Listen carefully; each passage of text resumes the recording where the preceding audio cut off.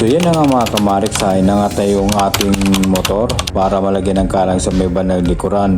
At madali lang tanggalin yung gulong dito sa may bandang likuran na lalagyan natin ng bagong interior. So yan, kinabit na po, no? Pinasok na yung interior sa ating gulong. At eto, binalik na yung gulong na may interior na. So ayan, okay, naikabit na po.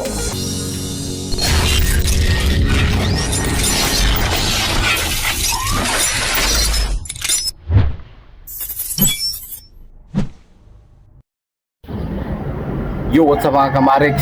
So ngayon ay pupunta tayo sa vulcanizing kasi yung motor natin ay madalas nang nababawasan ng hangin. So dati ay umaabot pa siya ng 4 na araw, pero ngayon ay isang araw na lang wala na, dapa na yung gulong natin. Kaya magpa vulcanize tayo or bumili tayo ng bagong interior para hindi na magambala yung pagpasok natin, ano, kasi mahirap yung pupunta tayo lagi sa gasoline station para magpahangin. Tara, let's go!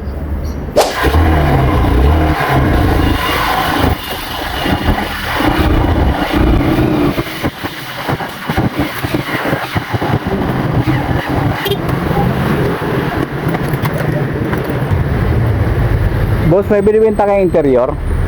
Oo. Magkano po? Ano interior? Yun yung sa likod. Ha? 120, 80. 120, 80. Oo. 190, 100, 100 pala yun.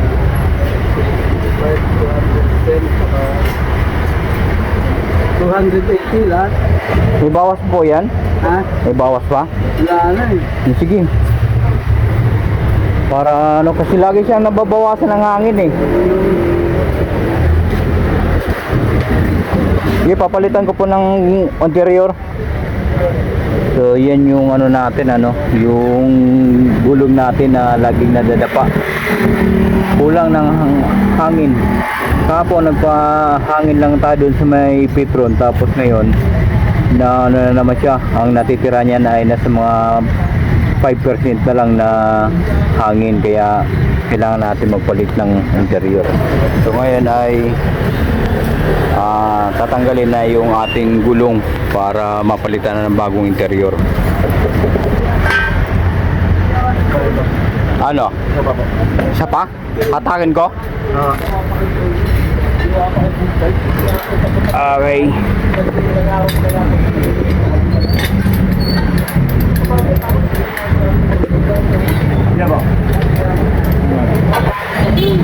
Okay na?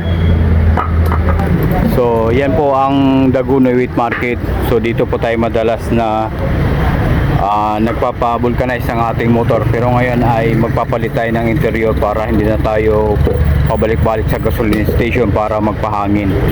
So malamang may butas na tong ating interior, ano, kasi yung gulong natin ay medyo manipis na. Matagal na tayong hindi nakapagpalit ng gulong. Ano? Itulak natin? Itulak?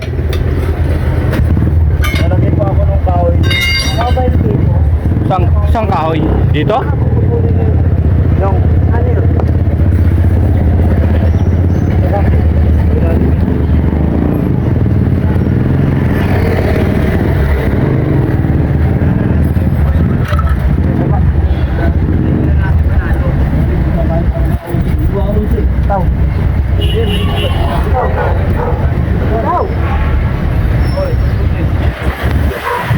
So yan na, nilagyan ng galang dito sa ilalim para umangat yung gulong natin, ano. Ayan na, nakaangat na siya.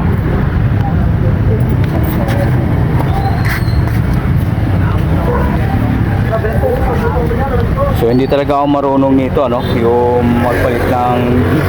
magtanggal ng gulong saka magpalit ng interior, kaya lumapit na tayo dito sa may vulcanizing kasi kabisado naman nila. Sila na lang yung gagawa at may pangbayad naman tayo. So saglit lang to kasi bago naman yung ipapalagay natin na interior.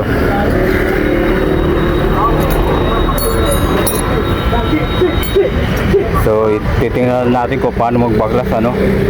Baka magaya natin sa susunod tayo na yung magbabaklas.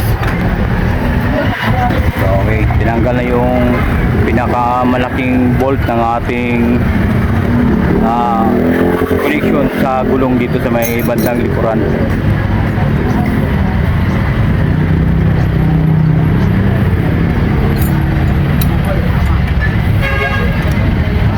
So ang halaga pala ng interior na nabili natin ay worth 280. So okay lang yan. Tapos sa pagpapakabit, hindi ko alam kung magkano yung labor, ano. Pero kaya naman nating bayaran.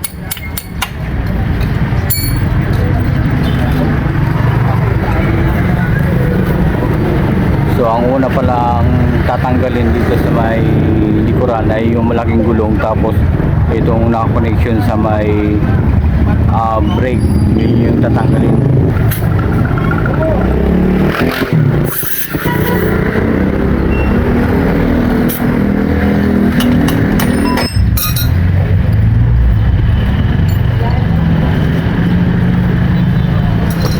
Hello? Bumalaw? Sige. Okay. So yun, nagalalay pa tayo, ano. Kaya hindi natin na-videoan yung pagtanggal. So nandun na yung gulong natin. Ito na yung gulong, ano. So yan yung tatanggalin, tapos yung interior na luma na nasa loob ay yung tatanggalin, tapos papalitan ng bago. So ito yung itsura ng ano, no, na natanggalan. Hinahin na ng kalawang to, dapat napinturahan na siya. Agad sa kabila, oh, bagong spray. So hindi pa natin na-sprayan to. Busy tayo sa trabaho natin kaya hindi na asikaso. So yun ay tatanggalin na yung interior ng ating motor para mapalitan na siya ng bago. Okay, tapos yung chassis nito, tabing ito kasi nung nadisgrasya tayo hindi pa natin napayos. Papayos rin natin to sa Caloocan. So pagkakalam natin ito ay 2,500 yung singil sa magpapalay ng chassis. So papakita ko lang sa inyo kung paano magtanggal ng interior, ha. Ayun, oh.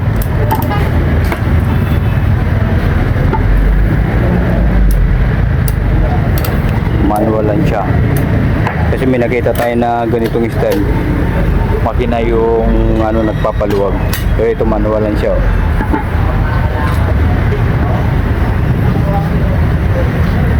Yan, itutulak yan siya para matanggal yung pagkakapit niya sa ring. So mag time check muna tayo, no, baka malita sa trabaho natin. So ang oras natin ngayon ay 7:27. So may pasok pa tayo ng 9:30. Kailangan bago mag alas 9 ay nandun na tayo sa work natin, kasi meron pa tayong information, ano.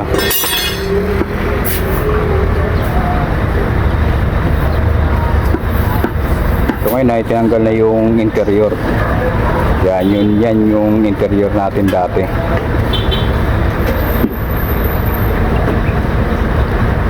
Siguro mayroong bubog yan, ano, kasi lagi siyang nagbabawas ng hangin, eh. So nagpa-vulcanize na rin tayo ng isang beses dito, ano. Hindi natin alam kung bakit, ano, nagbabawas pa rin ng hangin. Ay, no, ito yung napa-vulcanize dati, oh. Yan.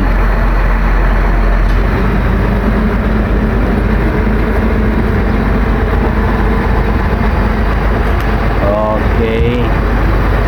So ngayon ay ikakabit na yung bagong interior na binili natin.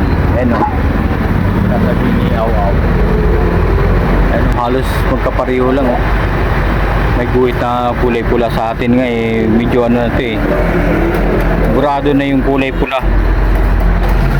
Pero bilhin lang tayo ng bago para siguradong hindi na maulit yung laging nagbabawas ng hangin at lagi tayong nagpapahangin doon sa may Petron. Ano yung nilalagay dyan? Takbo ko lang. Oh, may butas niya, may malaking butas diyan eh. Tanda pero hindi naman nilagyan ng sabi. May butas nga yan, panat na tuog ng ano, ng tubo. Oo, nilagyan nila ng tanda pero hindi nilagyan ng sabi sa loob.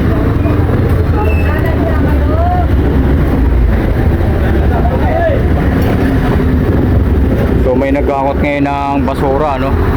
Yan o, ang laki ng truck. So yung area na to ay malapit lang siya sa Dagunoy Wheat Market. Yan po yan, no? Daming mga namamalingkin dyan, mga kalapit dito sa may Dagunoy.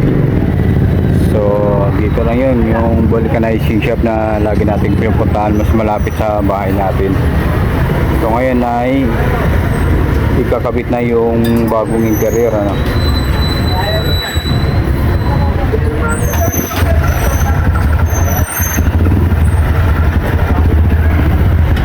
Yan.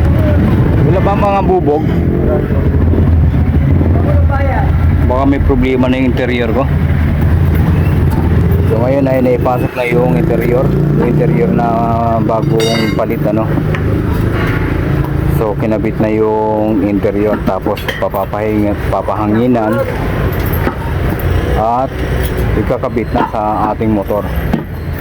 So kaya yan, wala pa sigurong isang oras ay matatapos na ito. Tama-tama lang, buhay sa bahay, ligo, tapos pasok na tayo sa work.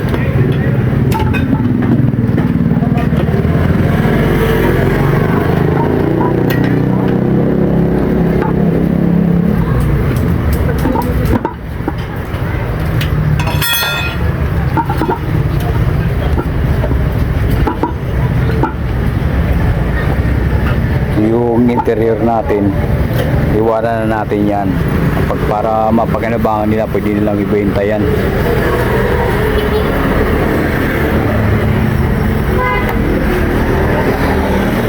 Yan, papahangin na yung gulong.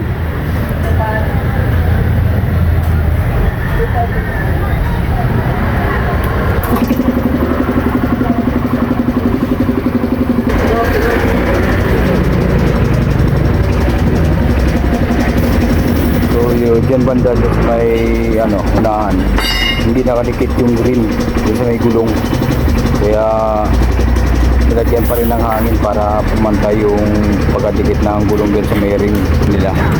So ngayon ay ibabalik na yung gulong, ano, nakabit na. Okay, kakabit na yung gulong natin. Marunong ka ba ano, maglagay ng brake fluid? Meron kayo dyan? Wala. So hindi talaga natin malagyan ng brake fluid yung ating motor, kaya gagamitin natin yung ano, yung brake sa likuran.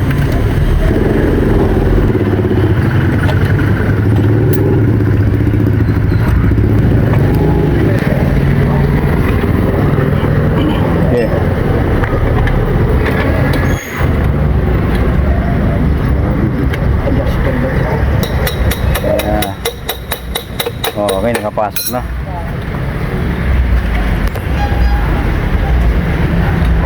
So ngayon nahihigpitan na yung ano, yung bolt dito sa may bandang likuran. Mayroon mag-angat ng gulong, ano, kasi meron din siya kabigatan dahil medyo malaki yung gulong natin sa likuran. Sakit mula ng konti yan, ha. Kasi yun ang ginagamit ko ngayon dahil yung preno sa harapan hindi gumagana, kulang ng langis. Mapatakboy mo naman yung sakay mo. Talali po. Sige, sige. Okay.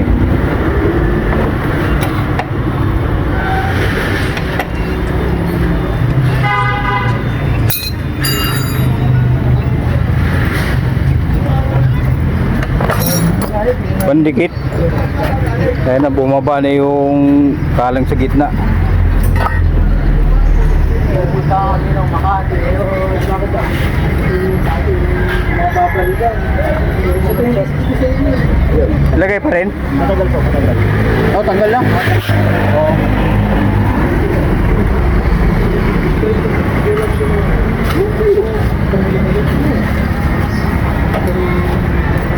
Yung preno parang dikit yata. Masyadong lapit ka. Oo. Dapat may allowance kahit na half inches lang.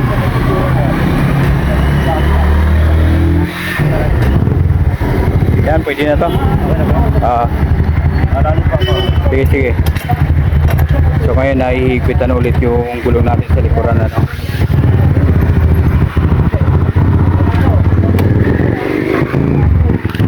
Okay.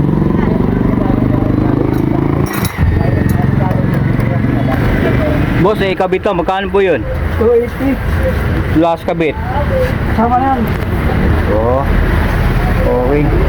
So, babayaran natin yung 280.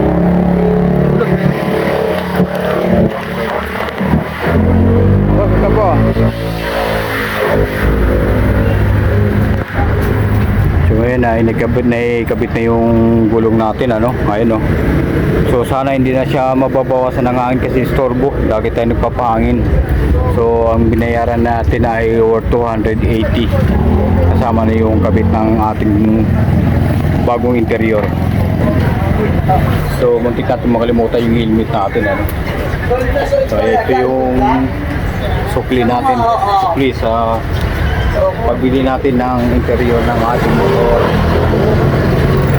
So yun mga kamarik, sa katatapos na ikabit yung bagong interior natin na ipinalit dun sa interior natin na madalas na nababawasan ng hangin. So sana hindi na tayo magpapahangin, ano, kasi nakakasawa rin magpapahangin ng motor natin. Halos araw-araw na. Ngayon lumalala, isang araw na lang nauubos agad yung hangin ng ating motor. So kaya nakapag-decide tayo na bumili ng bagong interior. So ngayon ay dito na natin tatapusin ang ating video, guys. Thanks for watching. Bye bye.